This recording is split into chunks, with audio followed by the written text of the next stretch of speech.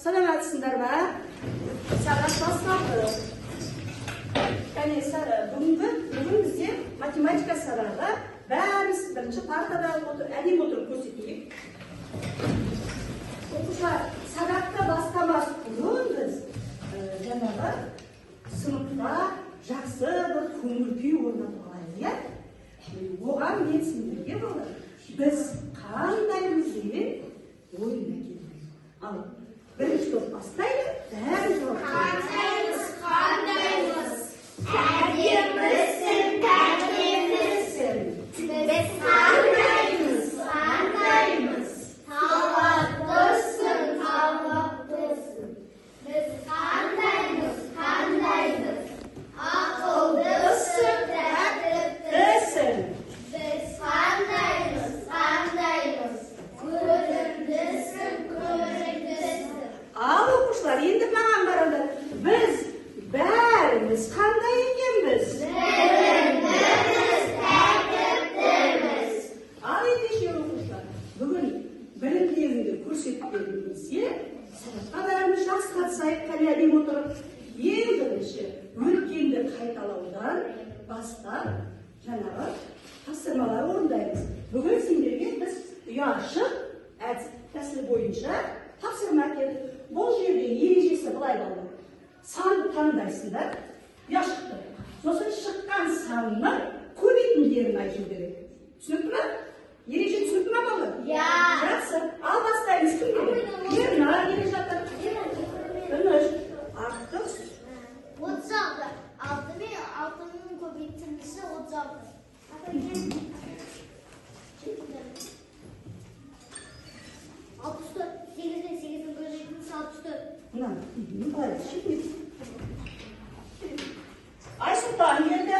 27. 3 пен 9-ның көбейтіндісі 27. Мына оқушыларға қарап оқимыз. 48. 8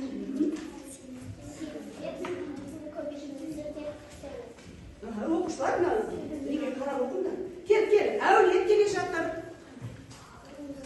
Ал су келе бер дайындалып жатыр. 8 пен 5-дің көбейтіндісі Қатты айту керек оқушылар.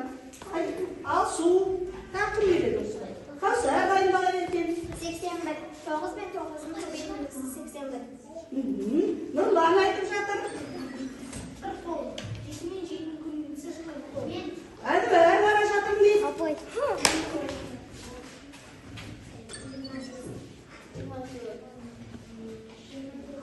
24 оқушылар. 6 мен 4-ның 24. Оқушылар, қандай амалды қайталады? Қандай амалға тапсырмалар орындады? Ал енді мынандай сұраққа жауап беріңізші. Көбейтуге кері амал қандай амал? Бөлу амалы. Енді мен сендерге мынандай бір сұрақ қоямын оқушылар. Бүгінгі тақырыпты білгілерің келе ме?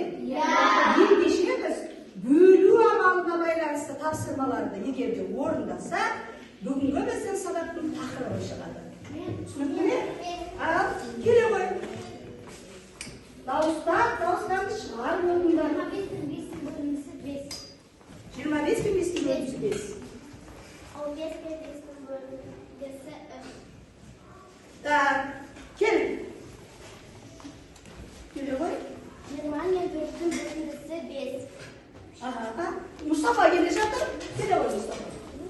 12 мен 2-дің бөліндісі 6. Жақсы. Ендеше тақырыбымыз қандай оқушылар? Тәсілдері. Балалар, бүгін бізде бұл тақырып қайталау сабағы, пысықтау сабағы екінші сағатын өтіп жатырмыз, иә?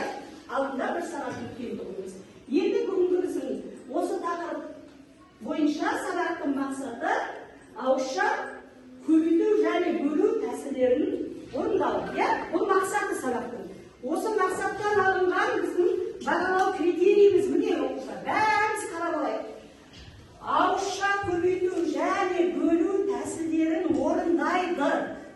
Міне бүгін біздің тақырып бойынша алынған, мақсат бойынша алынған критерийіміз. Түсіндіңдер ме?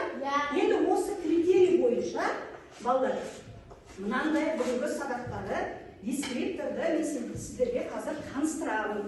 Сабақ бойында біз өрнектердің мәнін есептеп Бұған 2 балл қойды. Бұл жерде тақтамен де жұмыс істейміз, ұжымдық жұмыс болады. Және дәптерге де жазып отырамыз. Түсіндіңдер ме? Екінші, топтық жұмыс беріледі. Топтық жұмыста білесіңдер ғой. Жаңағы топпен орындаймыз. Бұл жерде 2 баллмен бағаланады. Топтың тәртібі де ескеріледі бұл жерде. Түсіндіңдер ме? Енді әрі жұппен ойын беріледі. Жұппен жұмыс 2 баллмен бағаланады.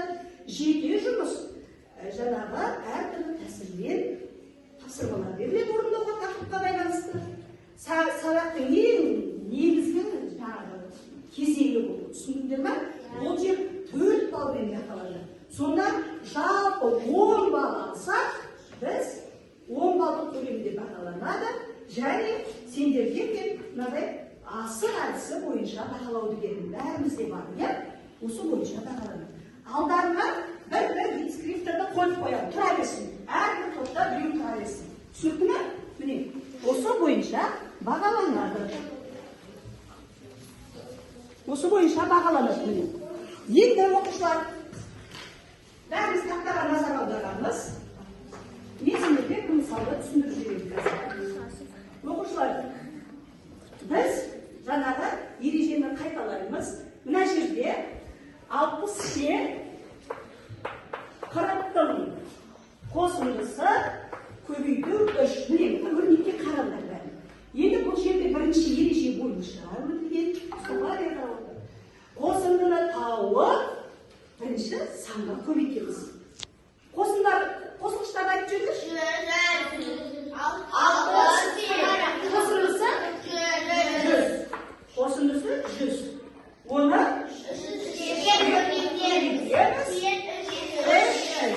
бұл бірінші тәсіл, иә балалар? Бірінші тәсілі. Енді келесі осы өрнекті балалар. Екінші тәсілмен шығарып көрейік. Екінші тәсілмен. Бұл жерде ережесін айтып жүріңізші кәде? Мәлем айтып жүріңіз. Әр қосылғыштың сол санға көбейтіп, шыққан көбейтінділерді қосамыз. Дұрыс айтады балалар, тамаша. 60-ты 3-ке көбейтеміз, Сузан. 40-ты 3-ке көбейтеміз, және қосамыз. Көбейтіндерді қосамыз. Ал көбейтіп жіберейік бәріміз бірге. Ал жерде үшін 18 нөлі бар 180. Әрі екеуінің қосындысы жаңағы 3. Екінші тәсіл. Бұл қандай қасиет еді? Естірген сөйлеші? Көбейтуді қасиеті. Бұның ережесін біз өткенде өткенбіз. Естірген сөйлетіре. Ережесі. А мен бұның қосындысы формуласы. А мен бұның қосындысы көбейтусі. Бұл жерде үлесімді қасиетке байланысты. Не істеп отырмыз? Жаңағы әр қосылғышты не істедік? Санға көбейді, көбейтіндерді қосып. Жақсы. Міне, енді тәсілмен түсіндірдім. Қазір енді сендер дәптерлеріңді ашыңдар да, кітаптарды ашамыз дәптерімізді. Номер 1-ден осыған байланысты, осы өрнекке ұқсас тапсырмалар берілген, соны орындаймыз. Және тақтада да орындаймыз. Бастай беріңдер. Екі тәсілмен орындаймыз оқушылар.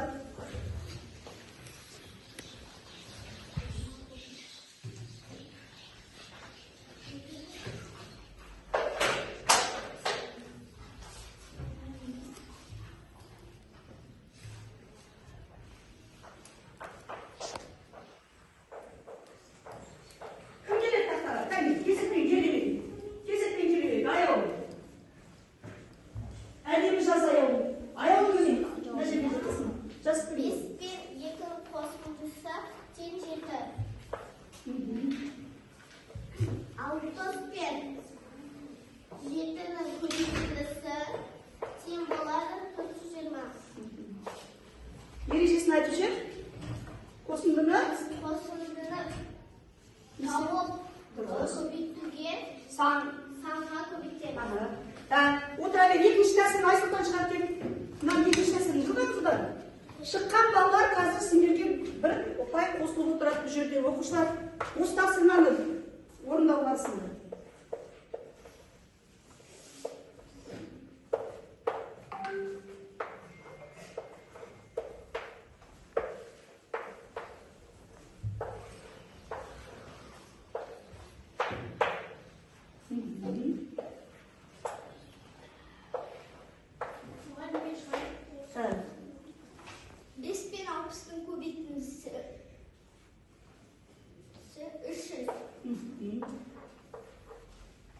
2060'ın көбейтіндісі 120. Бірінші ғана келесі. Қазір. 300 пен 120 қосындысы 420. 420 дейді. Жақсы. Ал Ясмина келе ғой. Келесін жасын келе. 80 мен 20-ның қосындысы 6. Көзен жасалады. Әдемі жазыңдар тақтаға. Әмі қайсысын? Бірінші тәсілін оқы. Оқы, дауыстар оқыды. 80 мен 20-ның қосындысы тең 100. 100 бен 6-ны көбейтеміз. Тең 600. Бұл? Қайтасын? Қосындыны тауып, санға көбейтеміз. Екінші тәсілді шығарып, жылдамдатып. Астынан. Балалар әркім шығарып отырыңдар, тақтадан көшірмейміз, бәрін жұмыс істеп отырамыз.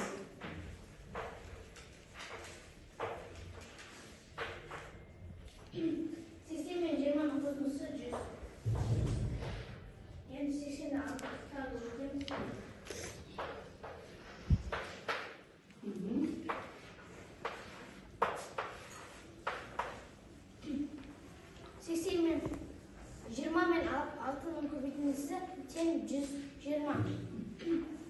Мәні? Мәні 120 болды.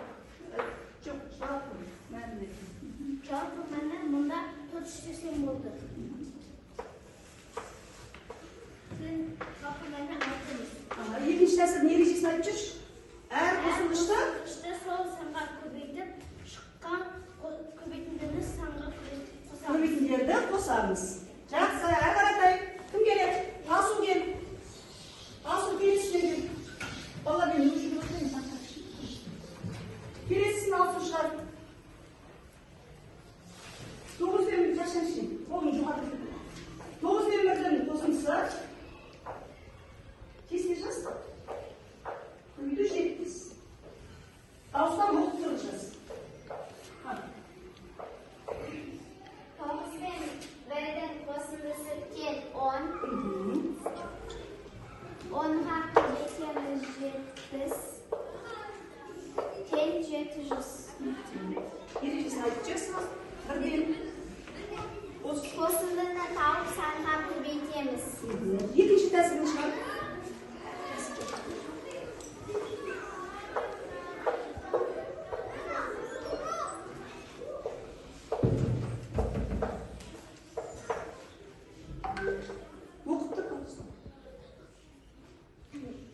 Жақшаның ішінде 9 бен бірдің қосындысы сыртында 70-ті көбейтеміз. 9 бен 70-ті көбейтеміз. Қосамыз. 1 мен 70-ті. Тең 9 бен 70-ті көбейткенде 9 бен 70-ті көбейткенде сонда 630.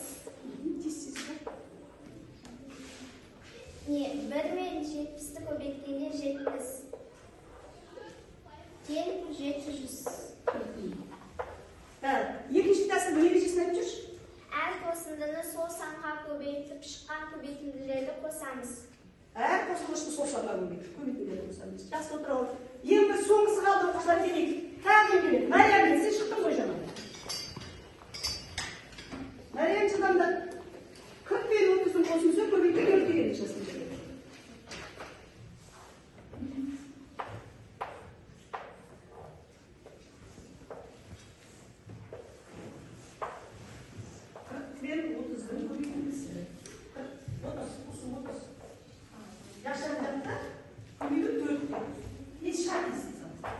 Бірінші тәсілін көрсет, айтты.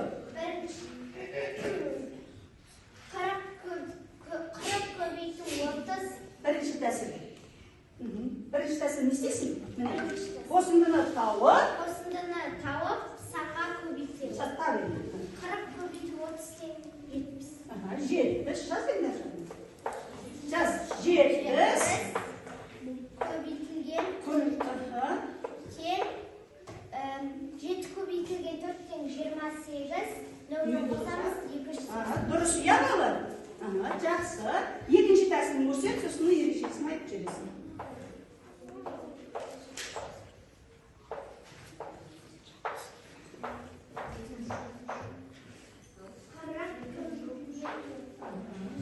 Әр қосылғышты не істеп жатсың? Әр қосылғышты сол санға көбейтіп, шыққан көбейтінділерді қосамыз. Жақсы. Үш жерге төртім 12, 0 қосамыз. Дұрыс. 120.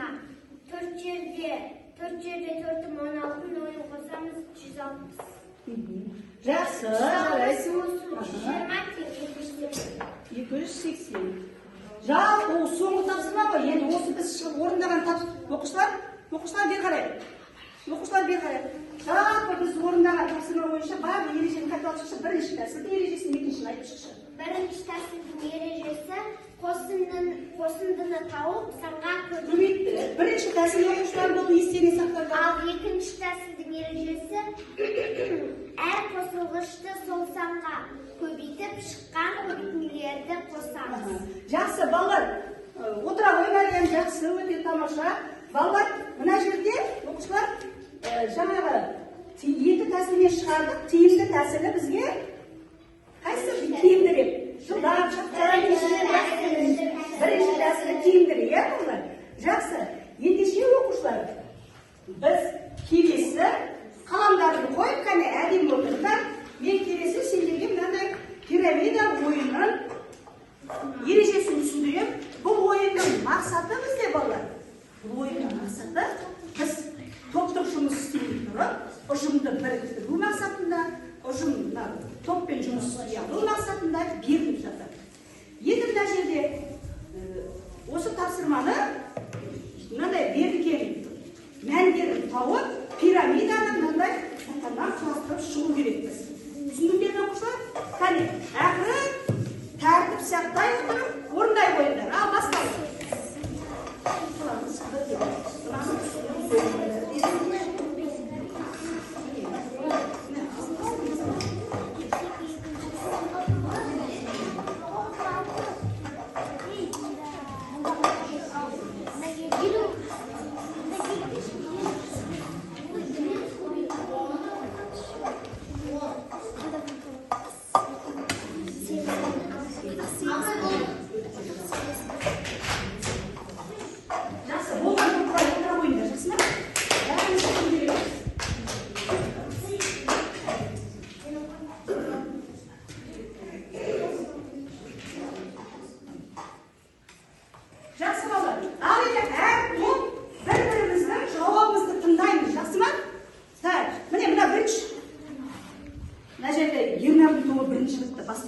Бірге айтасың. Бұл бірлескен жұмыс.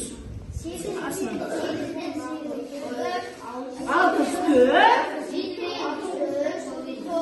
Бірге айтамыз.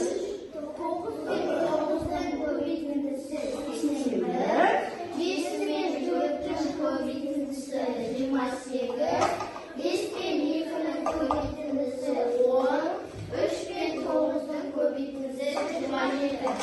Жақсы, балалар, тамаша, мына топ жақсы, қандай не құрастырды? Пирамиданы құрастырып шықты. Келесі кімдер?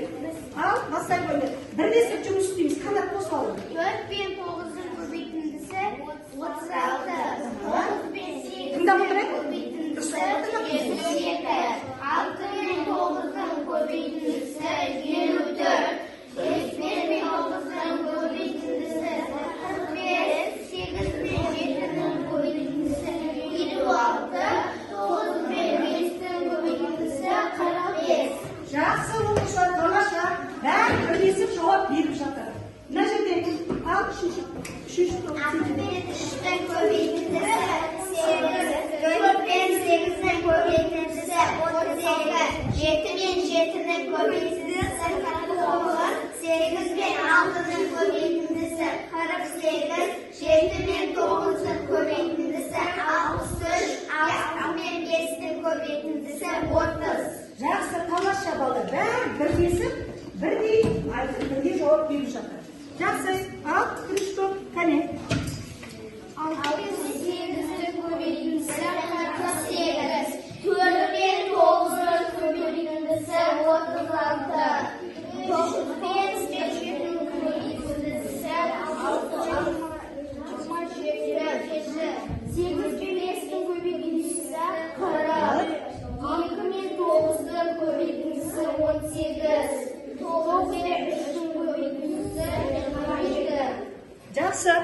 Оқушылар, бір жаңағы осы орындаған тапсырмалар бойынша екі бал қосып қойыңдар өздеріңе. Әрбіріне екі бал қосып қойыңдар.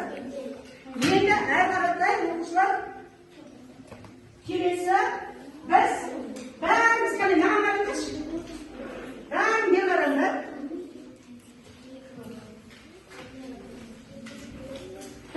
Оқушылар, біз топпен жұмысты бастамас бұрын ережесін есімізге түсіріп алайықшы. Бір-бірімізді тыңдаймыз. Мен айтып тұрмын. Ұйымшыл боламыз. Белсенділік танытамыз. Жақсы, болды. Енді топқа тапсырма. Оқушылар, топпен жұмыс істейсіңдер. Балалар, топта ережені сақтаймыз.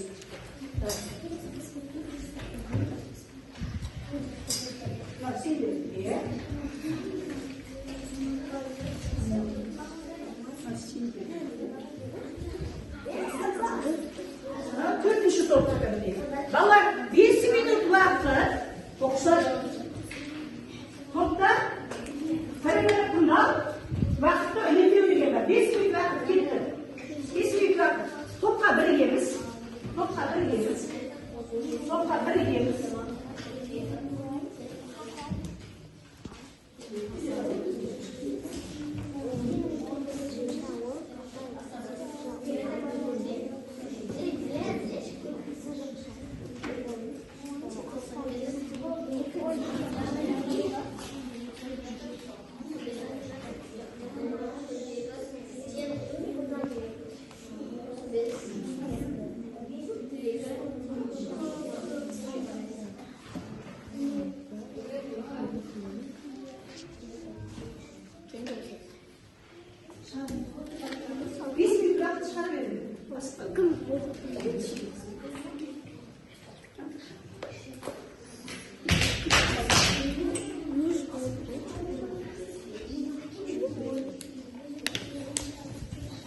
Biz mikroplar hastalar.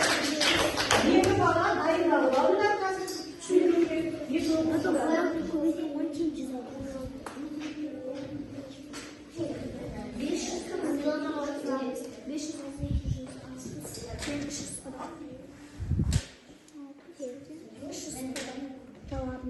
Cevabı 640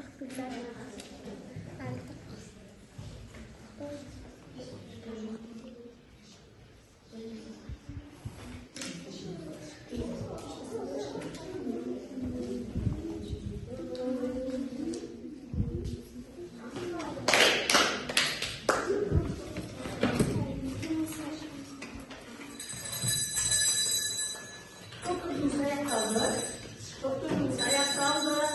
Енді қазір топтан екі оқушыдан келіп түсіндірген кезде тыңдаңдар.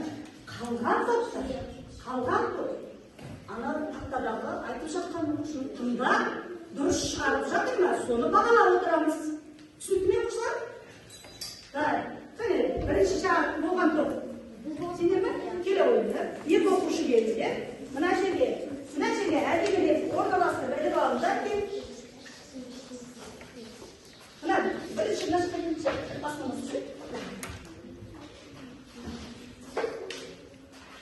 Біреу тапсырмасын оқыңдар, келесі шешімін дұрыстап түсіндіріңдер. Тіктің бұрышының пирамиданың әр түрлі бейнесін тап.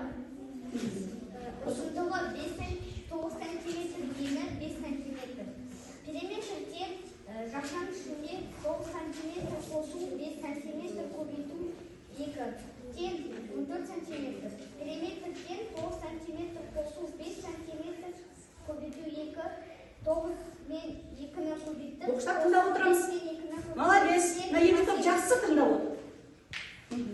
Бұл жерде түсіндіруші еді. Қандай? Екі тәсілге шығардыңдар, иә? Екінші тәсілдің ережесін айтып жүрші. Әр қосылысты сол санға көбейтіп, шыққан көбейтулерді қосамыз. Жалпы төртбұрыштың периметрін екі тәсілмен таптыңдар, иә? Жақсы балалар. Қане? Бағалап қояйық. Жақсы, бәрін дұрыс шығарды. Болды. Келесі.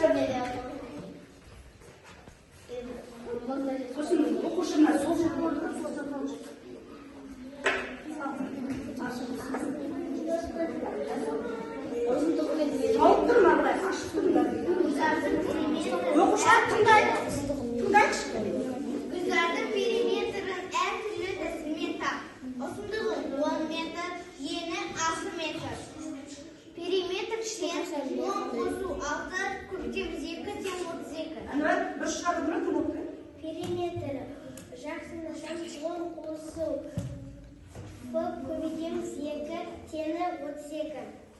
Бұл екінші тәсілі үйлесімді қасиет. 10 мен 2-ні көбейтіндісі 20.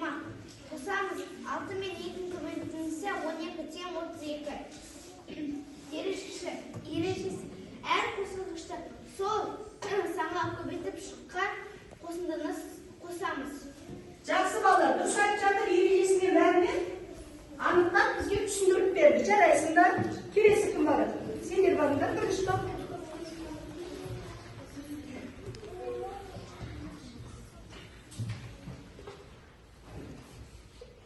Өрнектерді тиімді тәсілмен шығады.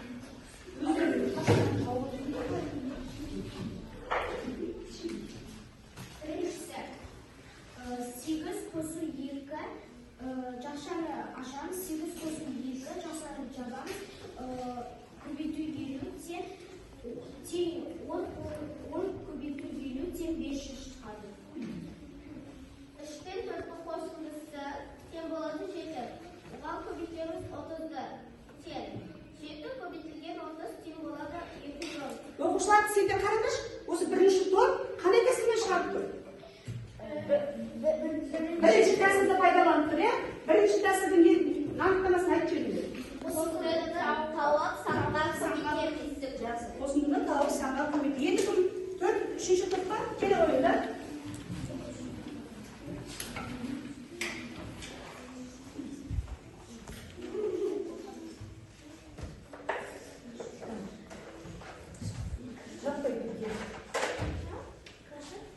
Кәне бәріміз қандай?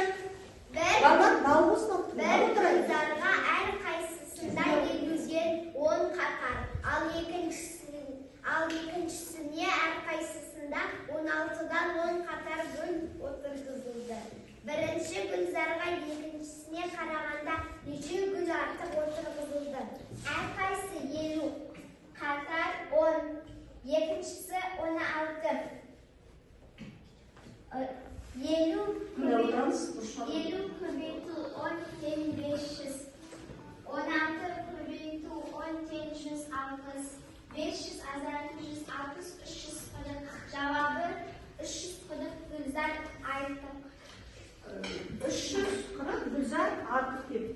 Жауабын, балалар, есепті қалай шығарыңдар, түсіндіріп жүріңдерші. Несін жаздық?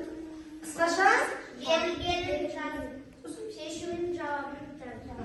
жалпы есеп өзі бірінші оқылады, содан кейін қысқаша не белгілі жазылады, сосын сұрағы қойылады, жауабы жақсы отырыңдар.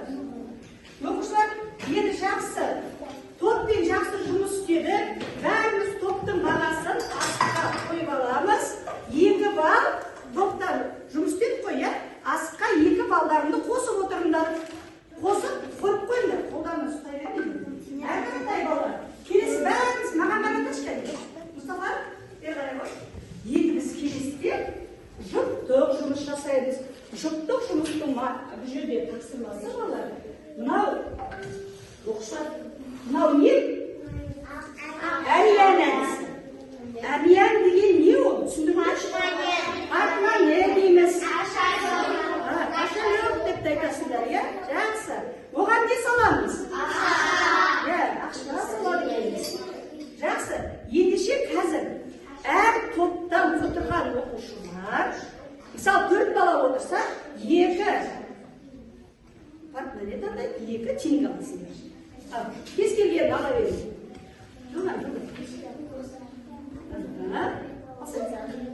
Так. 2 оқушы партманы, 2 оқушы не алады? Бәрін алмайды. Тез ал.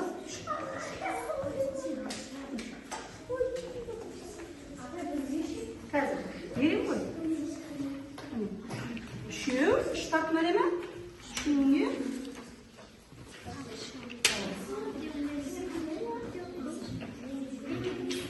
Үшеуінде мына жерде теңге алыңыз. Енді бұл жердегі балалар ойын шарттыңдар. Оқушылар, бер қарай. Оқушылар, партманы алған оқушылар, мына жерге тұра қалады. Портмоне алғанда. Портмоне алғанда өзіңнің тобыңның қасында тұрасың. Әркім өз тобының. Енді теңге алған оқушылар мына артындағы тапсырманың жауабын тартқан екенбіз. Әдейі іздейсіңдер. Іздеп жұптарыңды тауып алыңдар бар. Жұбы беріп қасына тұрады. Жұбымды тауып алып қасына тұрасың. Жақсы. Şimdi yiyorum. Şimdi yaşam. Gipsi. Ne anı? Hani Yasmira. Bu yaptım. Bak. Juptu taktıklar jup bir kırmızı var. Hani juptan bu kuşu. Жеті көбейту 3-тен 21. Bir yokumdaş. 7 көбейту 3-тен 21. Vardı. Juptanın yokumlar Yasmira. 9 7 8 72. Jup ben yiyorum bir yokum gibisin. 4 көбейту 8 32. Oy malades. Osay yokum gibisin. 3 көбейту 4-тен 12. 6 көбейту 4-тен 24. Malades. Şu yokumlar juptan. 5 көбейту 5 Yiyorum bir yokumdaş. 5 көбейту 5 тен 25. 6 көбейту 7 1 2. Mane yapalım. Kim yokumaya aldı? Al. Aytın. Sen bu süt şöyle yiyorum jupsun da böyle. 27. Arbalay. Жақсы, молодец бала.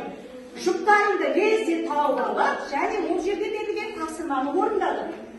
Жаңағы жұптық жұмысқа 2 балдан қосамыз, әркім өз орнына отыра қойсын. Балалар, жоқшылар, енді қазір жоқ бер қараймыз, бәріміз бер қараймыз. Міне, қараңыздар. Кезең бізге жеке жұмыс. Ең негізгі шешуші кезеңіміз жеке жұмыс. Қазір мен сендерге бүгінгі өтілген тақырып бойынша тапсырма беремін.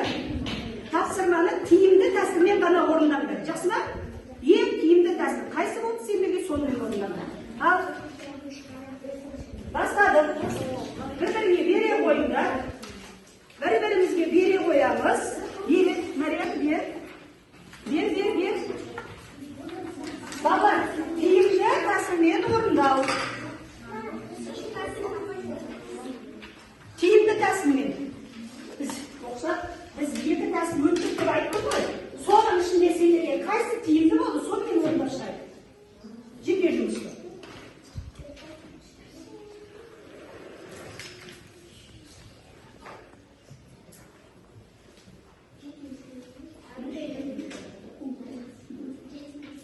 Ал балалар, өздеріңе қайсы тәсіл тиімді болды, сонымен орындайсыңдар. Біз 2 тәсіл түсіндік дейсіңдер.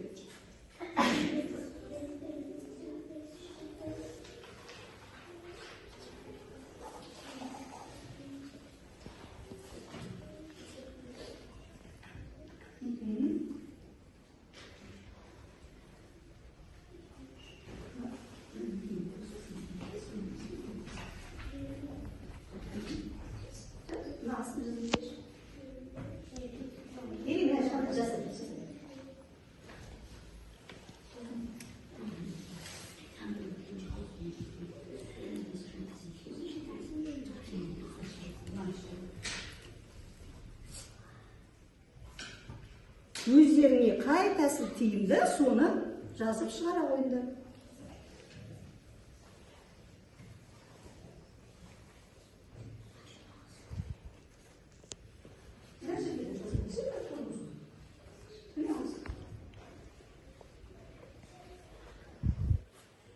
Молодец, Айсұлтан болып жатыр. Болды ма? Ага. Жақсы. Бұл жерде мен жұптық жұмысқа 4 балл аласыңдар дедім. Міне, жеке жұмысқа 4 балл қосасың дедім. Кімге мен қоя, солар қоса беріңдер. Айсұлтан мен Ясмира бірінші болды. Молодец. Жақсы, мен барам. Жақсы. Мына 3-ші топтың балалары барлығы болды. Айсұлтан, Милана, Ернар. Әнуар ең қысқа орташа тәсілді таңдап алыпты. Бұл ауызша жылдам есептейді ғой сосын. Таңдап алды. Да, Кәусар молодец, таза, ұқыпты жазыпты. Ясмираны бағаладым. Мен кімге бал қойдым? Қосып қойыңдар домбыраларына. Сен шығарып жақсы. Қолыңдар. Домбыраны қосып алдыңдар. Домбыраға қосып отырыңдар, мен қойғанда жасына. Так, сендерді бағаладым. Сендерді қараған жоқпын. Мансұрды қараған жоқпын, мына жақтарын қойдым. Так, дұрыс. Молодец. Шығарып жатыр әлі. Кәлі. Так. Мына жерде екінші тәсілмен шығарыпты Нұрлан біздің. Так. Алсу бізде бірінші тәсілді таңдапты. Сен болдың ба? Сен екі тәсілмен де, әулет екі тәсілмен де шығарып жатыр балдар. Молодец. Сендерге кімді қараған жоқ? Сендерге қараған жоқ.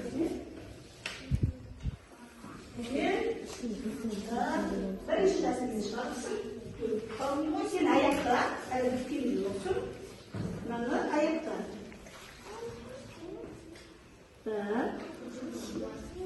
Мынаны бітір. Оған дейін мен Нұрасылды тексіз қарап алайын. Нұрасыл болдың ғой, е?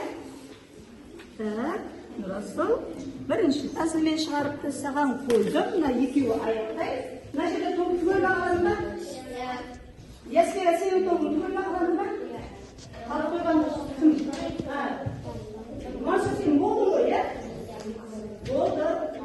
Жақсы, таза жазыпсың. Асықтарына мен қойған балды қойып отырыңдар оқушылар. Қанат, қайын. Жақсы саған етсің. Үшеуіне қойайын, үш балды мынақтан қосып тұр. Мына қол бағаланды. Енді қай жер қалды? Қане, Мұстафа, қайсы қалды? Не болды? Мына жерде болды ма, бәріне қойдың ба? Сәулет, сені қарадың ба? Жақсы. Кім бағаланды қалды? Жақсы оқушылар. Барлығымды қарап шықтым, иә? Енді маған қараңдар. Оқушылар, біз жаңағы бал жинап қойып отырыңдар асыққа, иә? Енді осының ішінде маған айтыңдар, қазір 10 бал алған оқушы шурамай былай асығын көрсетеді. Өзінің 10 балын көрсетеді. Міне, 10 бал алған оқушылар. Айсұлтан, Ернар, Милана, Кәусар, Ясмира, Аягүл кім? Ибрагим, ана үшінші топтар Мәриям, Алсу, мына жерде Нұрасыл, Смайыл, сендер бітеміз. 9 бал, 8 бал. 9, 8, жақсы. 7 бал. 7 бал. 6 бал. Ендеше мен балдар, бұл сендер өздерін бағалағансыңдар ғой. Жақсы, иә? Енді мен кері байланыс беріп, сендерге өзінің балында екен. Бүгін сабақта өте тамаша қатысып отырған, жақсы, барлық сабақтың бойында қатысып отырған, мына топтан Алсу, Мәриям, 10 бал алдыңдар ғой. Бірақ сендер мына жерде де ұяшық таңдауда да, пирамида ойында да бәріне қатысып отырсыңдар. Өте жақсы қатыстыңдар. 10 балдарыңды қоямыз. Мына жерде Ясмира, Кәусар, екеуіне де 10 бал, мен сендердің балдарыңды растайын, және өздерінде 10 бал шықты ғой. Сол толығымен алдыңдар. Мына жерде Ернар, Айсұлтан, сендерге 10 бал, өздерінде 10 бал қасында, мені соны нақтылап аттар. Сосын 9 бал алғандар. Жаңағы мына жерден Аяулым, Әнжумаржан, Нұрасыл, сосын Әулет, Мұстафа, сендер 9 бал. Мына жерде Ибрагимге 9 бал. Мансұрға 9 бал, Қанат сен кішкене көбірек қатысып отыр. Неше бал жинап өзің? 7 балмен, жақсы. Так, міне оқушылар, бүгінгі сабағымыз түсінікті болды ма тақырып? Енді сендер өз ойларыңды бағдаршам әдісі бойынша топтаңдар балалар, бәріміз топырламайық. Бағдаршам әдісі бойынша егер де жақсы түсіндім, сабақтың бәрін түсініп шықтым десеңдер, жасылды басасың. Орташа бір түсінбей қалған жерлерің болса, сарыны басасыңдар. Енді кішкене қиындық маған туындады бүгін десе, онда қызылды басасыңдар. Бірақ бір-бірден әрқайсың біреуін ғана басасыңдар. Так, бірінші Жылдам. Жылдам басып, орындарына кетелеңдер. Кім басты орында отыра береді. Келесі Мариямның тобы. Жылдам келе қойыңдар. Келесі Әлияның тобы. Жүгіп келеміз. Келеміз.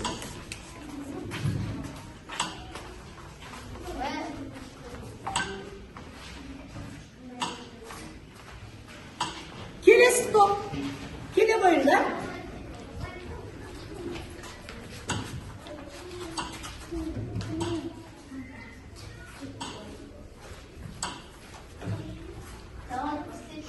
Жақсы балдар.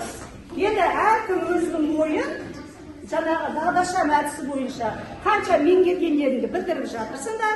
Өте жақсы, түсінбегендерің болса, маған сұрақ қойып жеке сұрай бересіңдер. Жақсы ма? Сабақ бітті.